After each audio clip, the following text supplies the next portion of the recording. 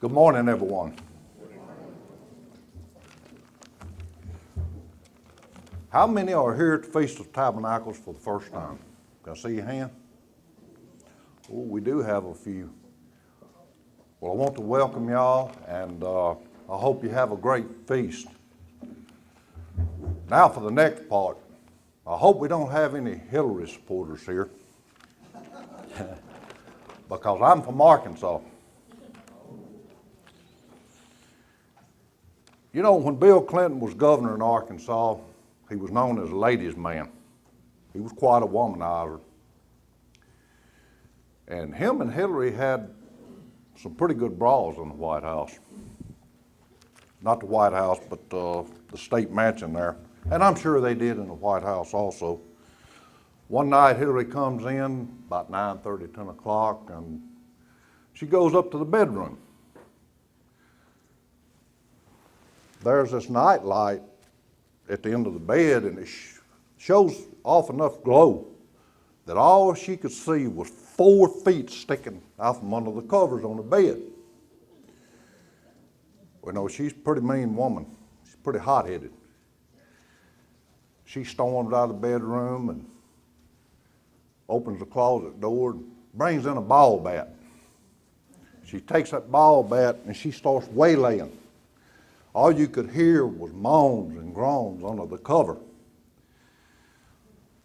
She goes out and walks down in the kitchen. Bill's sitting there. He said, "Well, hi, honey." Said, "Your mom and dad flew in to stay a few nights. They up in the bedroom." Said, "Did you go up and see them?" Oh.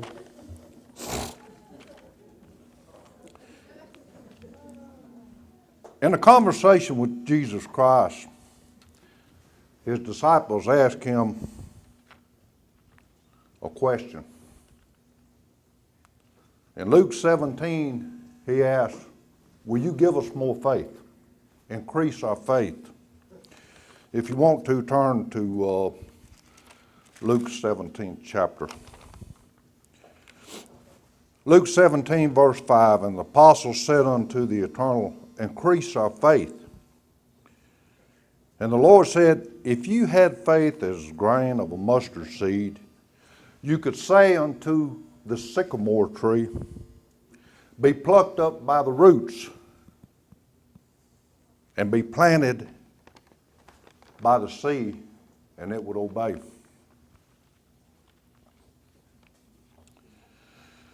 You know, I confess there's been times when I felt like I needed more faith. There's been times when I felt like I needed faith as huge as a mountain. But a tiny mustard seed. How big is that, brother?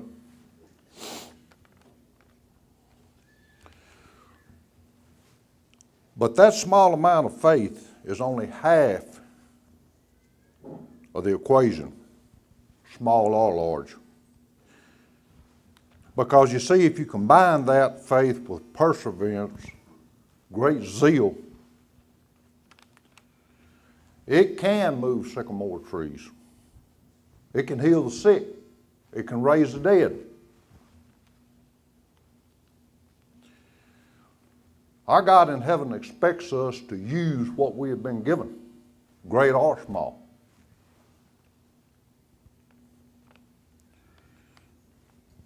Because you see, it's actually not our faith, it's the faith of Jesus Christ. He's the one that gives us the faith.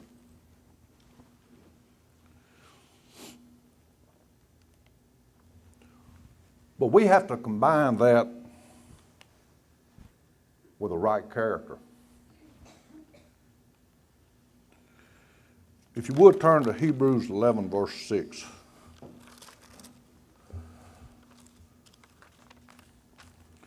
And we've all heard this verse many times throughout the years in God's church. Hebrews 11, verse 6. "But without faith it is impossible to please him, for he that comes to God must believe that he is, and that he is a rewarder of them." Pay close attention to this word here. diligently seek Him. Do we diligently seek our God, the faith that we need?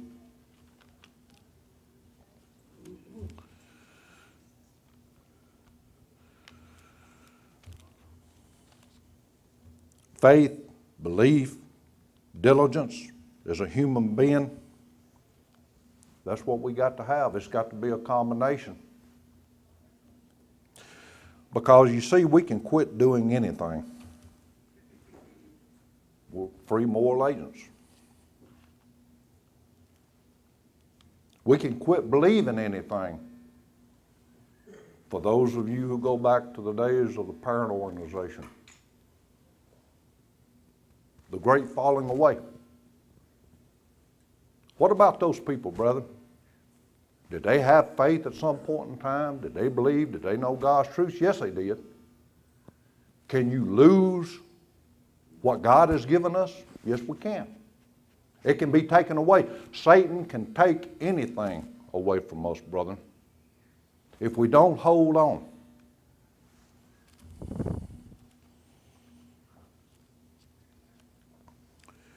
If you would turn to Luke 18.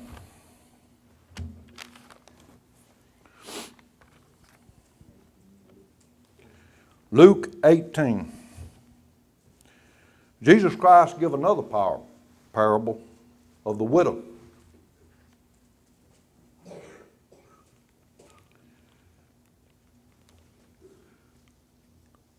Luke 18, verse 3. And there was a widow in the city, and she came unto him. She came unto an unjust judge, saying, Help me, avenge me against my adversary. Verse 4. And he would not for a while, but later he said within himself, Though I fear not God, nor regard men. And verse 5, Because this widow troubles me, I will avenge her, lest by her continual coming she wearies me. You know, folks, unjust judge is no different from what we got today. Talk to anybody that's had any dealings with the court. Lawyers. Hope nobody's a lawyer out here because they're not really my favorite type of people. Can you get justice in the world courts today, especially in this nation? Probably very seldom.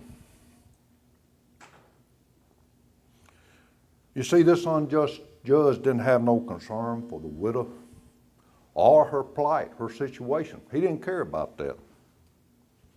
The man had no empathy, didn't care about right and wrong. You know, for him, she was just a bother, a nuisance. And he only avenged her because she pestered him. The Bible doesn't say how many times she came to this unjust judge. We don't know. But folks, that woman was like a bulldog. You know, when a bulldog latches on to something, they don't let go. That's perseverance. That's determination. So let me ask this question. What accomplishment could you and I, as God's people, what could we achieve if we combine a small amount of faith, the size of a mustard seed, and we had this widow's type of zeal, diligence, determination? What could you and I do? And I honestly say, because it's not getting any easier in this world, I hope that it will take us into God's kingdom, brother.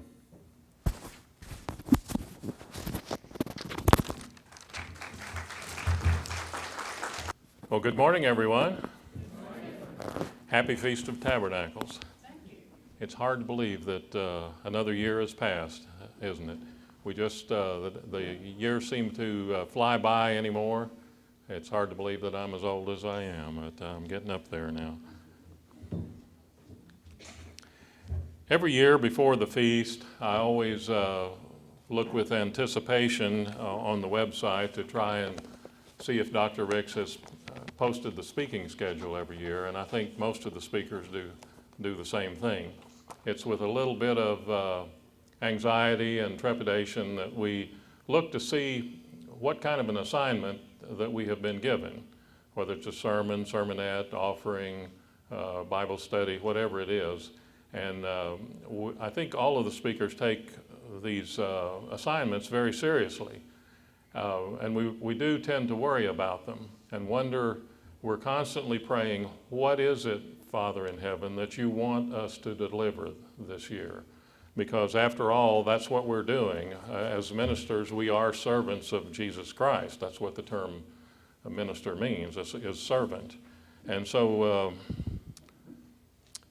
we worry about them.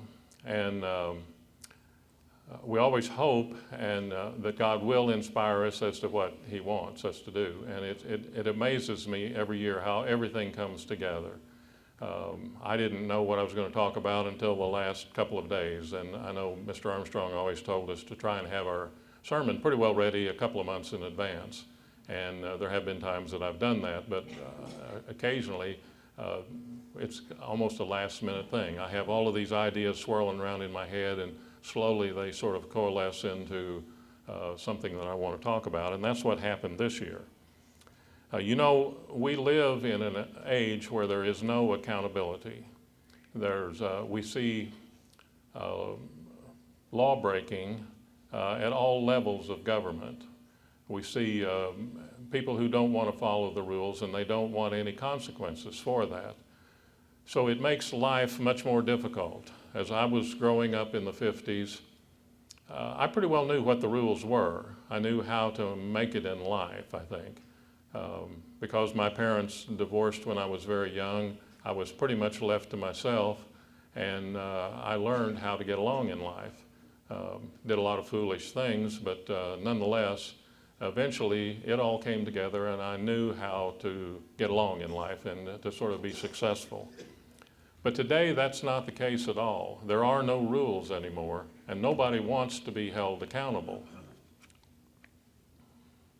So we have to ask ourselves the question, is there anything that we can count on? What can we count on? I'd like to begin in Romans 1. Romans 1 and verse 29. It describes what people are going to be like in this age that we're living in now. It says, in verse 29, it is talking about this present time, and it says, being filled with all unrighteousness, fornication, wickedness, covetousness, maliciousness, full of envy, murder, debate, deceit, malignity, whisperers, backbiters, haters of God, deceitful, proud, boasters, inventors of evil things, disobedient to parents, without understanding, covenant breakers, without natural affection, implacable, unmerciful, who knowing the judgment of God, they know in the back of their minds that there are penalties for what they are doing, that they which commit such things are worthy of death, not only do the same, but have pleasure in them that do them. So they gather around people who of like mind, people who tend to think that the same way, to be just like what we just read. So we have to ask ourselves the question, okay, how do we get by in this age? Because we have specific instructions that are given to us as to how we are to live our life. Turn to Matthew 4 and verse 18. This is an interesting scripture, and it kind of sets the theme for what I want to talk about today.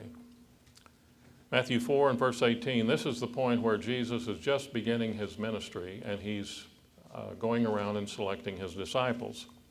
In verse 18 it says, and Jesus, walking by the Sea of Galilee, saw two brethren, Simon called Peter and Andrew his brother, casting a net into the sea, for they were fishers.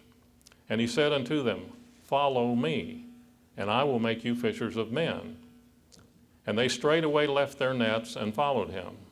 In verse 21, and going on from thence, he saw two brethren, James the son of Zebedee and John his brother, in a ship with Zebedee their father, mending their nets, and he called them, and they immediately left the ship and their father and followed him.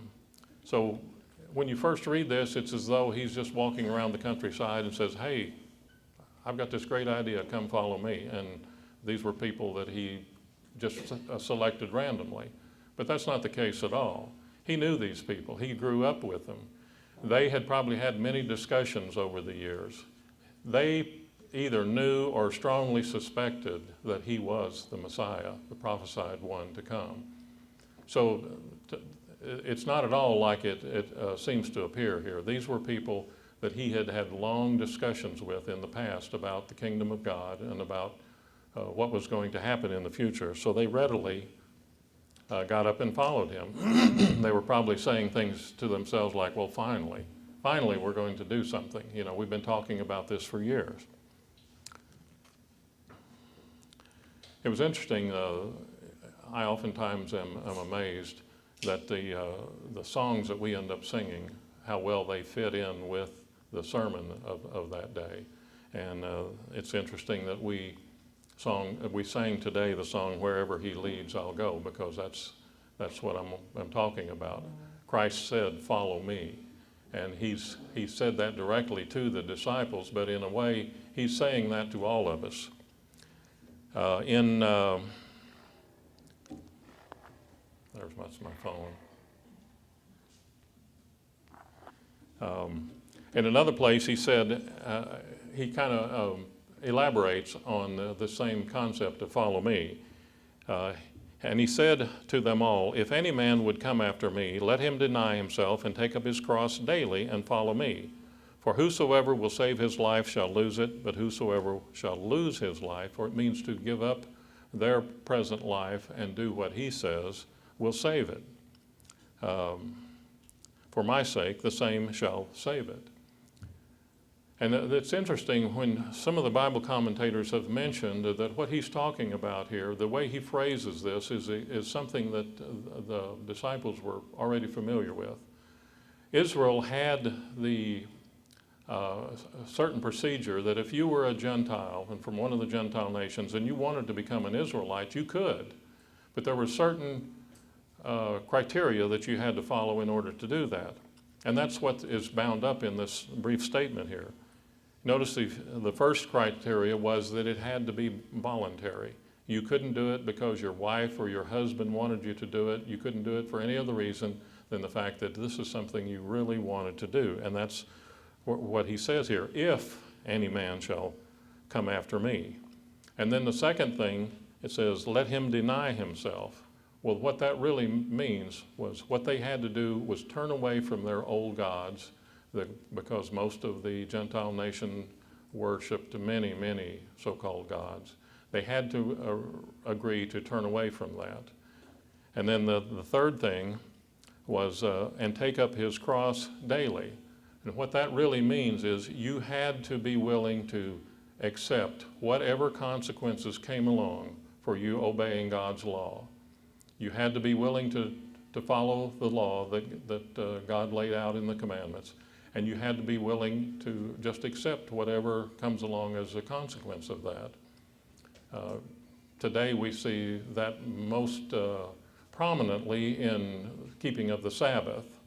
Almost every business owner expects you to be willing to work on the Sabbath day. And that's one of the things that we bump up against a lot after we come into an understanding of the truth. We have to go to our employer and just tell them, I'm not going to work on Saturdays anymore. And oftentimes that results in a loss of the job. So that's what it means by taking up your cross. And then the fourth thing was follow me. And the way the commentators describe that is Christ, we follow Christ. Christ was faithful unto death. So there's no turning back. If you wanted to become an Israelite, you were making a lifelong commitment. So that's what it's talking about here. So we can see that the term follow me requires a real commitment, doesn't it? Let's take a look at someone who made that commitment, although we don't read about that actually happening. And turn to Job 1 and verse 1. I don't like to read the middle of this book. I like the first few chapters and I like the last few chapters. But it gets pretty tedious through the middle.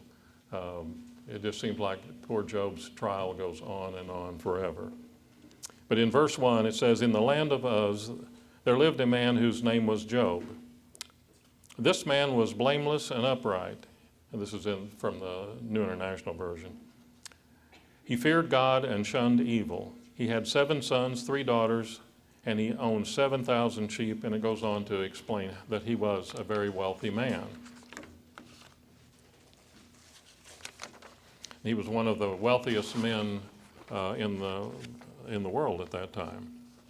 And it says in verse 4, "His sons used to hold feasts in their homes on their birthdays." And that's what the King James doesn't mention that, it just says on their day. But that's, most commentators believe that's what it was.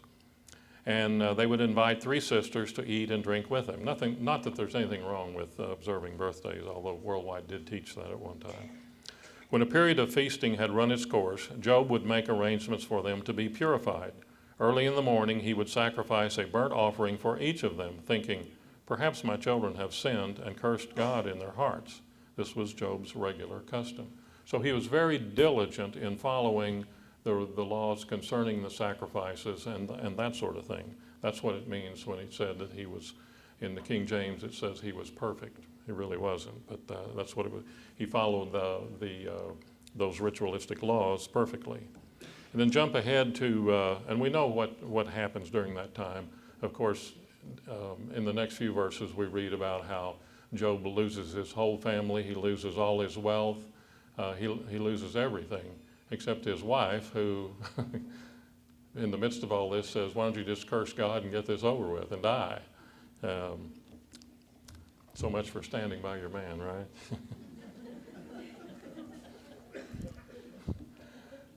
So when he hears the latest news, in verse 20, he says, At this, Job got up and tore his robe and shaved his head. Then he fell to the ground to worship and said, Naked I came from my mother's womb, and naked I will depart. The Lord gave, and the Lord has taken away. May the name of the Lord be praised." And in all this, Job did not sin by charging God with wrongdoing. And I can't remember, how does the King James phrase that? To charge God foolishly, I believe it says. Yeah. Mm-hmm. That's what Job did not do. He did not charge God foolishly. And he didn't even complain. Really, he didn't even complain about the trial he was enduring. And do we sometimes charge God foolishly? Do we sometimes, when we're trying to tell someone that we'd like for them to pray for us, we just say things like, "This just goes on, and I don't know how much more I can take. It's just, I've prayed about it and I've fasted about it, and I just can't take it anymore." And I have to ask myself, what are we doing when we do that? Isn't that sort of a verbalization of the lack of faith when we do that? I mean, when you understand, it's in James 1 where it says, "Count it all joy when you fall into various trials." Wouldn't it be a whole lot better to say, "Man, I know God is working with me because I have this terrible trial, and I know there's something that I'm going to learn from this trial, and I'm so thankful that God is working this in me so that I can be more like Jesus Christ on the other side of this trial. And I know that He's promised to deliver me from every trial, so I have that to look forward to." See, it's all kind of a matter of how you look at it. And when you understand what Christ said about the Israelites, about them murmuring in the wilderness, that's really, they were just complaining constantly about their situation. So I think we have to be careful about how we handle things like that.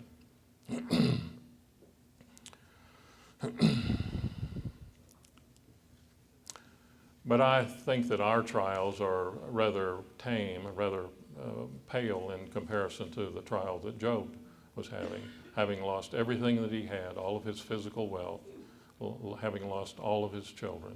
It must have been a horrible burden on him. So where did Job get the faith that he obviously had to not even question why he was in a trial of such magnitude, or even ask when it was going to end? Where did he come up with the faith for that? Well, I think we have some hints throughout the Bible as to how, one of the things that we can do to try and increase our faith. We know faith comes from God, and faith comes from God's Word. So let's take a look at a couple of places. In Job 38 and verse 37, I'm just going to read this quickly, you don't have to turn there. He says, who has the wisdom to count the clouds? And David said in Psalms 19 verse 1, the heavens declare the glory of God, the skies proclaim the work of his hands. So we have to ask ourselves, who was the being that created all of that? I know, like me, many of you probably like to watch these shows about space and about the Hubble telescope and the discoveries and things that are out there. I certainly do. I really enjoy watching that, because it just never ceases to amaze me how large, how unbelievably large the universe is, and how all of that's out there for us to just get a glimpse of. I know as a kid I used to look up at the sky and I think, what is really out there, and how far does it go? Is there something on the other side of the universe, if the universe has an end? And it's just fascinating when you understand the immense size and power and energy that's locked up out there. So let's take a look at creation here real quick. First of all, let's start with our solar system. We think of our solar system as being this huge, massive entity that's out there. It consists of the sun and Mercury, Mars, Venus, the Earth. I've got them all written down here because I knew I was going to forget them. Jupiter, Saturn, Neptune, Uranus, and Pluto. Pluto as a planet is now in question, I guess. As well as several moons, asteroids, and comets. That makes up our solar system. It sounds like a lot of material, but do you realize that 99.8% of the mass of our solar system is tied up in our sun? In fact, some of these astronomers have described our solar system as the sun and a little bit of debris. You know, all of the planets and the moons and everything else are just insignificant. They only make up 0.2% of the solar system. Our sun is so massive. And I could talk a lot about our planet when you understand earth sciences and how everything works together on this planet, how everything is just interdependent, how well designed it is. It's just amazing. I could talk for hours on that. You remember Carl Sagan and his show Cosmos? He used to say that there's only one thing that's required to have life on a planet, and that is it has to be the right distance from a star, from a sun. Well, after he died, various astronomers began to take issue with that, and they said, well, you know, there are other conditions that have to exist. It has to be basically a water planet. It has to be covered mostly with water, which the Earth is. And then they started describing all these other things. It has to rotate a certain speed. When they got up to about 300 different things that are required for a planet to sustain life, not even have life spontaneously appear on it as they think it happens, but to sustain life, many of these astrophysicists began to say, you know, life forming on a planet is virtually impossible. And you know, we know that that's true. We know that life doesn't just automatically appear out of nowhere. Life requires a life giver. And slowly, it's interesting when you begin to study these things, many of these astronomers are coming to the realization that what we've been saying about creation all along is true. But back to the sun for a moment. It is huge. It's hard to believe how big the sun is, because when we look out there, it looks like it's about the same size as the moon. And the moon is just a fraction of the size of the sun, but the sun is so much further away. It is 865,938 miles in diameter. That's the distance across it if you're looking at the face of the moon. You could line up 109 Earths across the face of the moon. It is 93 million miles from Earth. It takes about 8 minutes for light traveling at the speed of light, 186,000 miles per second, to reach the Earth. It is 2,713,406 miles in circumference. It would take 1.3 million Earths to fill the space that the moon has, or that the sun has. And it's only a very average sized star. And you know, when you read these things, you have to ask yourself, where did this come from? Who made that? Who put that out there? It's the same being who said to you and me, follow me. Currently, the largest known star as of February of this year is believed to be a star called R136A1. It is estimated to be approximately 13 million miles across. That's the diameter of it. If you were to reduce it to the size of, say, a basketball and place our sun beside it, you wouldn't even be able to see our sun. It would be so tiny. It would be microscopic. If you inflated it to a ball about the size of, say, 8 or 10 feet in diameter, you might just barely be able to see our sun if you place it next to it. That's just to give you a comparison of the size of them. And then recently I typed into my search engine, how big is the universe? And various things came up. One of them said that it was, I think, 76 billion light years across. And then I read another one that made it even bigger. And then another one said, some of the astronomers said, it may very well be that it is infinite, that there is no end to it. And the Hubble telescope has kind of verified that. You know, it's given us some amazing pictures and some unbelievable information about our solar system. A few years ago, they pointed the Hubble telescope at a dark place in the sky. And the way they described it was that if you took a soda straw and held it up and looked through it, that was about the size of the area they were looking at. And they pointed the Hubble telescope at that, and they opened the aperture on it and left it open for 10 days in hopes that if there was anything out there, it would register on the receiver plate. When they finally closed the aperture and looked to see what was there, there were 10,000 tiny dots of light. And they were not stars, they were galaxies. There were 10,000 galaxies in that very tiny area of the sky. Each one of those galaxies probably had in the neighborhood of 100 billion stars in them. And that was, you know, that was just in an area that was dark in the sky. We don't know what's beyond that. It very well could be that the universe is infinite. After all, you know, God said, of the increase of his kingdom, there shall be no end. You know, this earth is only going to hold so many people. And beyond that, who knows what God has in mind for us. I'm sure he didn't put those billions of stars out there and all of those galaxies that we can't even see. There has to be a reason for them to be there.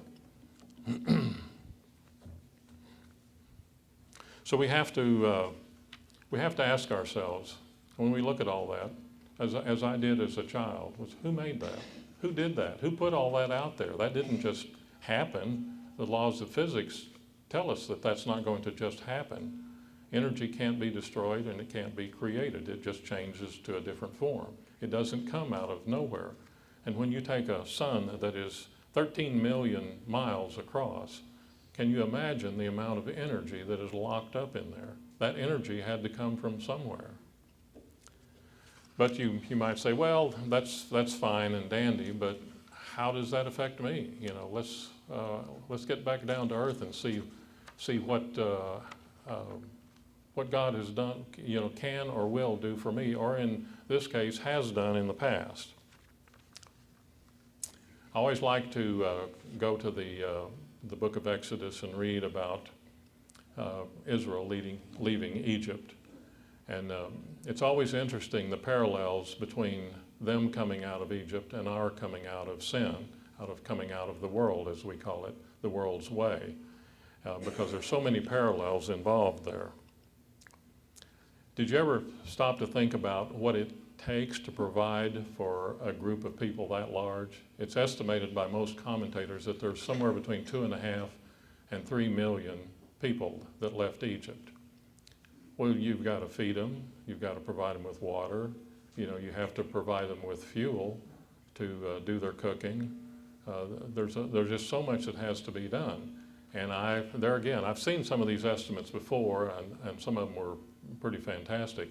But I did my calculations myself. I got online and I said, how much food does the average person consume each day?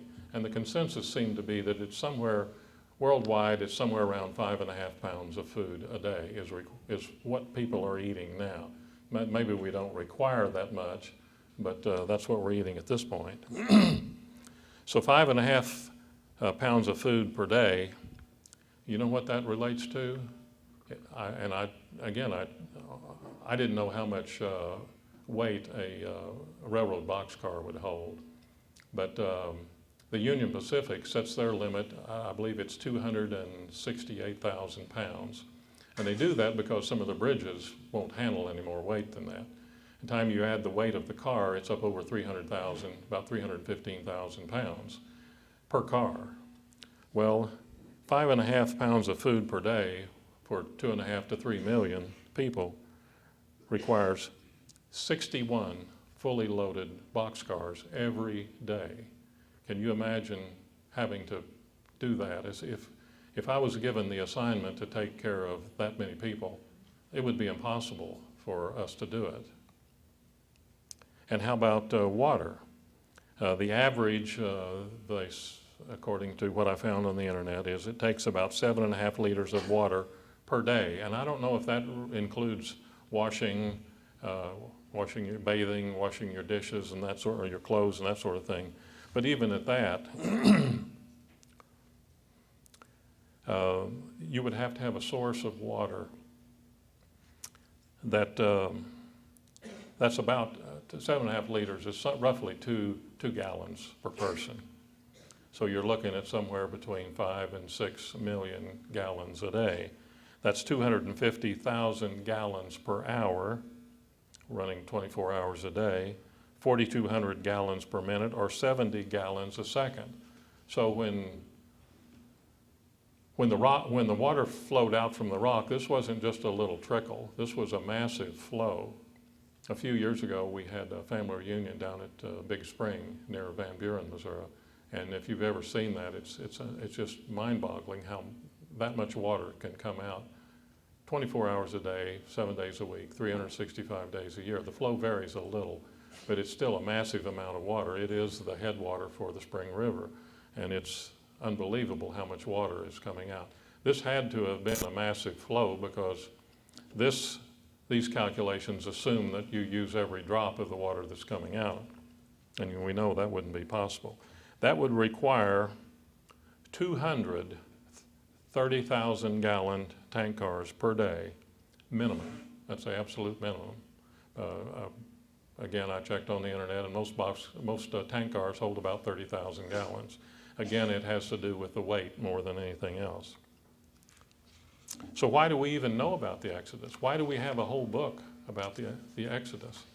And I suspect that it has to do with God showing us that He will take care of us in any situation, because He placed Israel in an impossible situation. And another thing to consider about the Exodus is recently we just got here and I turned on the TV and there was the modern version of Exodus. It was called Exodus, Gods and something else, Gods and Kings or something like that. And of course it was all messed up. There wasn't anything really that followed the narrative in the Bible, but it changed everything all around and didn't really demonstrate how that God had done all this. Moses, well, when you think about it, I'm not even going to talk about that because it was so wrong, but what did the Israelites have to do in order to get out of slavery? If something they wanted to do, what did they have to do? They didn't rise up and rebel. They didn't have a civil war and overcome Pharaoh or anything like that. No, God took care of all that. He provided Moses and Aaron, and they went before Pharaoh.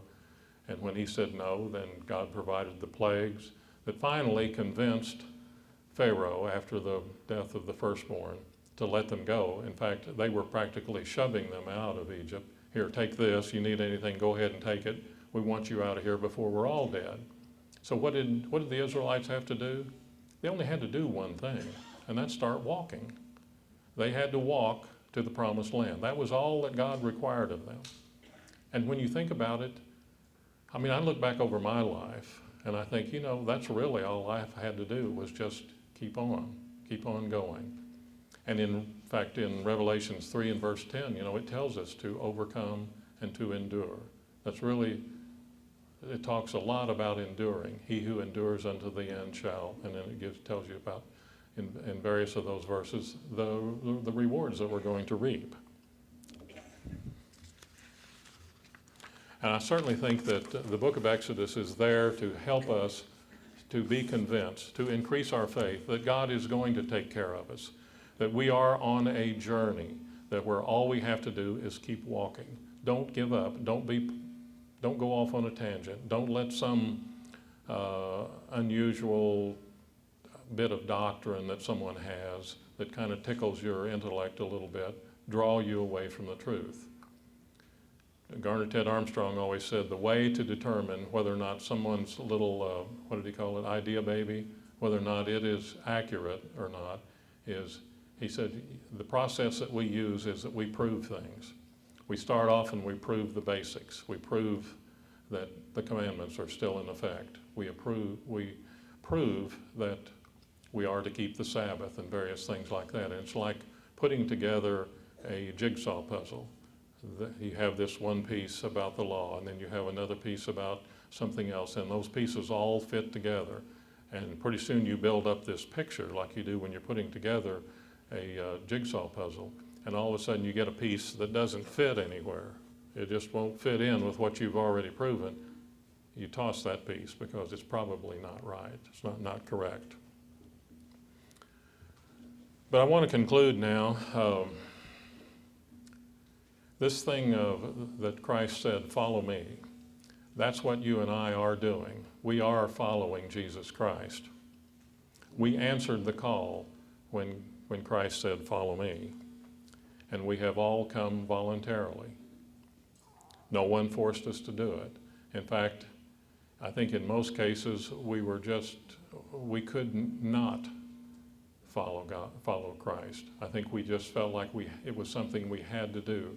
And oftentimes it was painful. We've denied ourselves. We've turned from our old ways. Some of us grew up in various Protestant churches. Some were Catholics. Some really didn't have much in the way of religious beliefs at all. We've put all that behind us. We denied ourselves. And then we have taken up our cross and borne the burden of being different, just as Christ did. Even today in many of the Jewish communities, they joke about Jesus Christ being an illegitimate child. I won't use the word that they generally describe him with.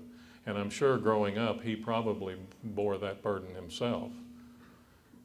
So we bear the burden of being different. As soon as we tell people that we attend church on Saturday, it kind of raises eyebrows. And I know my daughter Crystal has a job where the business is open on Saturday, and they're constantly asking her, well, can't you do it just this one time?